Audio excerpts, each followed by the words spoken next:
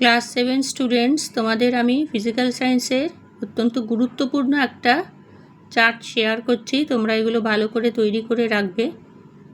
মৌলের নাম, সেই মৌলের যোজ্যতা, মূলকের নাম, তার যোজ্যতা।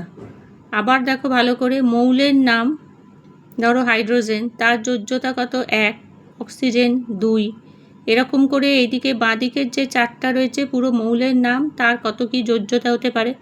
যেগুলো পরিবর্তনশীল যোজ্যতা, যেমন সালফার 2, 4, 6, ফসফরাস 3, 5, এগুলো পরিবর্তনশীল যোজ্যতা আমরা পড়েছি। নাইট্রোজেন।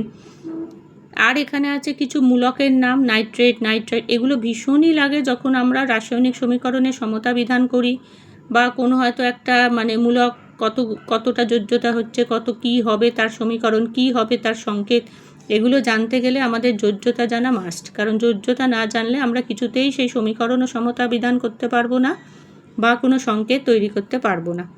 কাজে এই চার্টটা তোমরা যেভাবে হোক লিখে হোক, তোমাদের মতন সুবিধা যা হবে সেইভাবে তোমরা এই চার্টটাকে তোমাদের কাছে রেখে দেবে। এটা শুধু ক্লাস 7 বলে নয়, এটা তোমাদের টোটাল ফিজিক্যাল সায়েন্স পড়তে সাহায্য করবে। আর এখানে দেখো কিছু আছে, কিছু যৌগের সংকেত দেওয়া আছে। এই যৌগের সংকেতগুলোর সাধারণ যে নাম আছে, রাসায়নিক নাম আছে, সব নাম আছে, আর প্রত্যেক কটা সংকেত আছে।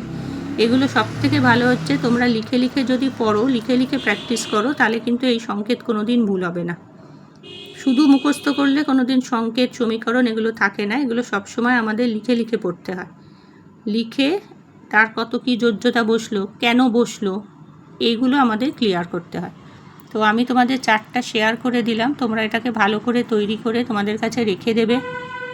তোমাদের যারা বন্ধুবান্ধব আছে, কারোর যদি দরকার হয় অবশ্যই দেবে। চ্যানেলটাকে সাবস্ক্রাইব করবে, করে চ্যানেলটাকে শেয়ার করবে। আমি এই ধরনের তোমাদের আরও যে ইম্পর্টেন্ট জিনিস সেগুলো সব শেয়ার করে দেবো। এই ধরনের চার্ট তোমরা সব সময় রেখে দেবে। তাহলে কোনো একটা মৌলের, কোনো একটা যৌগের সংকেত বানাতে বললো, তুমি শর্ট করে যোজ্যতাটা দেখে নিলে সংকেত কী হবে। কাজে এখানে দেখো প্রত্যেক কটা আছে। আশা করি তোমাদের এটা খুব সাহায্য হবে। তোমরা আস্তে ধীরে এটাগুলোকে লিখে নেবে, লিখে তোমরা এগুলোকে প্র্যাকটিস করে নেবে।